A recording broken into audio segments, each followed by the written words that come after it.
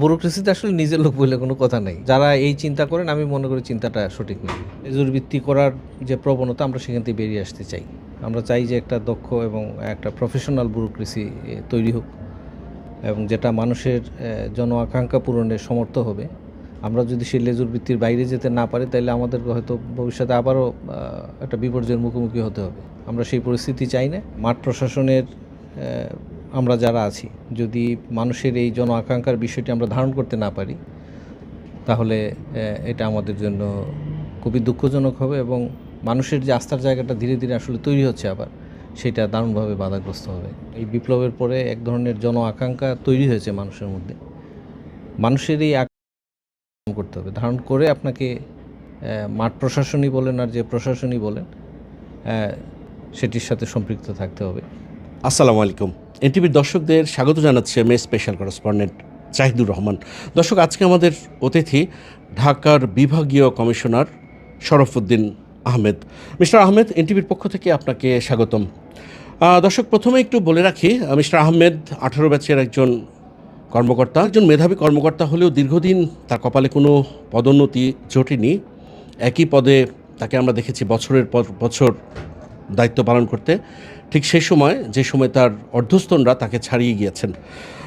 আমরা সেই সব বিষয়ে কথা আহমেদ, মাঠ প্রশাসনের অবস্থা কি? মাঠ প্রশাসনের বিষয়টি তো বর্তমান যে অবস্থা, একটা পরিবর্তিত পরিস্থিতির মধ্যে দিয়ে আমরা এসেছি, আপনারা সবাই জানেন।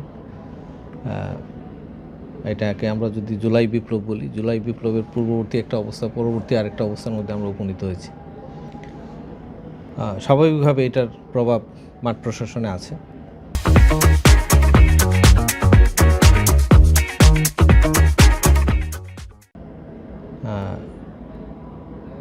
আমরা মাঠ প্রশাসনের ইতিপূর্বের যেসব কর্মকাণ্ডের সাথে আমরা মাঠ প্রশাসন জড়িত থাকি, অনেক কর্মকাণ্ড নিয়ে মানুষের মধ্যে দ্বিধা ছিল, মানুষের মধ্যে প্রশ্ন ছিল, এক ধরনের অনাস্থারও একটা বিষয় তৈরি হয়েছিল।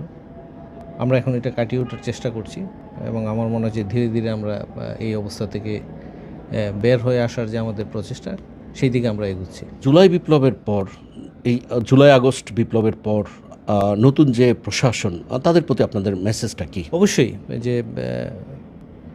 যে আকাঙ্ক্ষা নিয়ে এই জুলাই বিপ্লবটি সংগঠিত হয়েছে এবং এই বিপ্লবের পরে এক ধরনের জন আকাঙ্ক্ষা তৈরি হয়েছে মানুষের মধ্যে। মানুষের এই আকাঙ্ক্ষার বিষয়টাকে ধারণ করতে হবে, ধারণ করে আপনাকে মাঠ প্রশাসনই বলেন আর যে প্রশাসনই বলেন সেটির সাথে সম্পৃক্ত থাকতে হবে।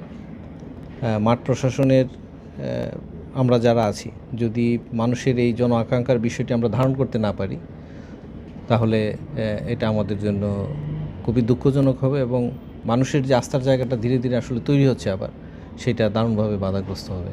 আমরা তো দেখেছি যে জনপ্রশাসনে লেজুর ভিত্তি, দলীয়করণ, এবং আরেকটা জিনিস লক্ষ্য ছিল যে উচ্চ পর্যায় থেকে মাঠ প্রশাসন, মানে এরকম একটা ভাব ছিল যে মোর খ্রিশ্চান দেন পোপ, মানে কার চেয়ে কে বেশি হবে। আপনার কাছে কী মনে হয়, এখনও তো লক্ষ্য করা যাচ্ছে যে জায়গায় জায়গায় একটা রাজনৈতিক দল না আসতেই তাদের পেছনেও প্রশাসন নাকি হেলে পড়ছেন। এই যে হেলে পড়াটা, এটাকে আপনি কোন চোখে দেখছেন? মানে এটা কি আমাদের রক্তেই ছিল?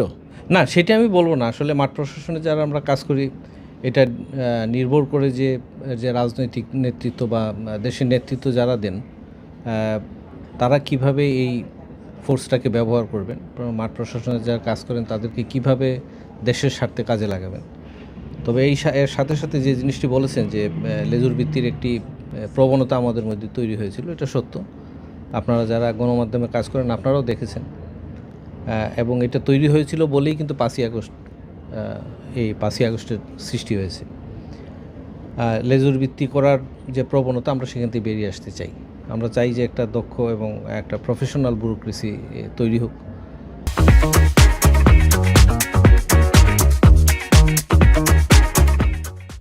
এবং যেটা মানুষের জন আকাঙ্ক্ষা পূরণের সমর্থ হবে।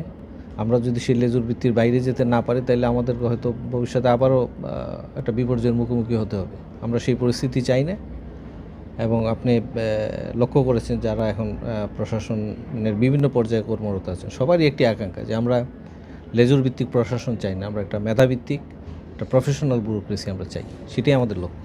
ব্যুরোক্রেসি নিয়ে সংস্কারের কাজ চলছে। আপনার কাছে কি মনে হয় জনপ্রশাসনের একজন কর্মকর্তা হিসাবে কতটা চ্যালেঞ্জ হবে সেই সংস্কারকে বাস্তবায়ন করা? আসলে সংস্কারের প্রস্তাবটি সরাসরি এখনও আসেনি। বিভিন্ন গণমাধ্যমে বা বিভিন্নভাবে হয়তো কিছু কিছু বিষয় শোনা যাচ্ছে। তো পার্শিয়ালি আসলে এটাতে মন্তব্য করা ডিফিকাল্ট। এই সংস্কারের মধ্যে কি থাকবে, একটা ক্ষুদ্র একটা অংশ নিয়ে হয়তো বিচার বিশ্লেষণ করা বা মন্তব্য করা তো সঠিক হবে না। পুরা সংস্কার কমিশনের রিপোর্টটি সামনে আসলে তখন বোঝা যাবে যে আসলে এটা বাস্তবায়ন করা কতটা চ্যালেঞ্জিং বা বাস্তবায়ন করা সম্ভব হবে। এই মুহূর্তে যে প্রশাসনের অধীনে আপনি কাজ করছেন, আপনার কাছে আগের প্রশাসন, এই প্রশাসন তারতম্য কি মনে হয়? আপনি আর শুরুতেই বলেছেন যে আমি আগের প্রশাসনের সাথে আসলে প্রশাসনের যে মেইন স্ট্রিমের যে কাজগুলো সেগুলোর সাথে আমি দীর্ঘদিন অ্যাবসেন্ট ছিলাম। আমি মূলত দীর্ঘদিন স্থানীয় সরকার নিয়ে কাজ করেছি। স্থানীয় সরকারের বিভিন্ন সেক্টরে আমি কাজ করেছি। প্রশাসনের মধ্যে অবশ্যই গুণগত তো একটা পরিবর্তন আসছেই। আগে হয়তো একদম কোনো একটা সুনির্দিষ্ট ও একটা নেতৃত্বের প্রতি আমরা হয়তো অন্ধভাবে ঝুঁকেছিলাম। সেই জায়গায় পরিবর্তন আসছে। সবার মধ্যে একটা আকাঙ্ক্ষা তৈরি হয়েছে যে প্রশাসনকে আসলে জনবান্ধব করতে হবে এবং আমাদের যে ক্রেডিবিলিটি মানুষের কাছে আছে সেটি যদি আমরা এস্টাবলিশ করতে চাই, অবশ্যই আমাদের লেজুর ভিত্তির বাইরে এসে প্রফেশনালি কাজ করতে হবে। এটার কোনোই বিকল্প নেই আসলে। আপনি যখন পদোন্নতি বঞ্চিত ছিলেন, সেটা দিনের পর দিন, আপনার মনোভাবটা কেমন ছিল? মানে হতাশাটা কেমন ছিল? যেটা মানে এখন মনে করলে আপনার সেইটা মনোভাবটা কেমন জাগে? না, এটা তো আমরা যারা চাকরি করি আমরা সবারই প্রত্যাশা থাকে আমি পদোন্নতি পাবো, আমার যে ডিজায়ার্ড আমার যোগ্যতা অনুযায়ী যা পাওয়ার কথা সেটা পাবো। না পেলে তো মানুষের মধ্যে একটা দুঃখবোধ কাজ করে, সেটা আমারও করেছে, এটা আমি অস্বীকার করবো না। তো আমি চেষ্টা করেছি মানিয়ে নেয়ার এবং যখনই যে পর্যায়ে কাজ করেছি আমি চেষ্টা করেছি যে ওই পর্যায় থেকে আমার যেটা দেওয়ার আমি আগে সেটুকু দিই। আমার প্রাপ্তির বিষয়টা পরে না হয় হিসাব করা যাবে, বাট আমি পাইনি বলে যে মানুষকে তো বঞ্চিত করা যাবে না। তার যেটা প্রাপ্য আমার কাছে সেটা দিতে হবে, আমি সেটা দেওয়ার জন্য সবসময় আসলে সচেষ্ট ছিলাম। জনপ্রশাসনে থেকেই রাজনীতির মধ্যে ঢোকা, আবার অবসর নেওয়ার সাথে সাথে নির্বাচনে দাঁড়িয়ে যাওয়ার যে প্রবণতা আমরা অতীতে দেখেছি, আপনার দৃষ্টিতে সেটাকে কিভাবে আপনি দেখেন? না, চাকরিরত অবস্থায় তো রাজনীতির সাথে জড়িত হওয়ার সুযোগ কোনোভাবেই নাই এবং আমি মনে করি এটা অনুচিত। অবসর গ্রহণের পরে কে কী করবেন সেটা তো ভিন্ন বিষয়। তবে চাকরিরত অবস্থায় আমরা একটা নির্দিষ্ট একটা আইনের ভিতরে আমাদের চলতে হয়। আমি মনে করি এটা সবারই মেনে চলা উচিত। অতীতে যারা ক্ষমতায় ছিলেন তারা সবসময় নিজের লোক খোঁজেন, নিজের লোককে, এবং ইতিহাস বলে যে নিজের লোক আসলে কখনোই কাউকে রক্ষা করতে পারে না। আপনার কি মনে হয়? না, ব্যুরোক্রেসিতে আসলে নিজের লোক বলে কোনো কথা নেই। সব লোকই জনগণের লোক। যারা এই চিন্তা করেন আমি মনে করি চিন্তাটা সঠিক নয়। প্রশাসনে যারা চাকরি করতে আসেন নিজের লোক হয়তো কেউ কেউ হওয়ার চেষ্টা করেন, কিন্তু যদি আইন কানুন সঠিকভাবে প্রয়োগ করা যায় কারণ নিজের লোক হয়ে যাওয়ার কোনো সুযোগ আসলে নাই।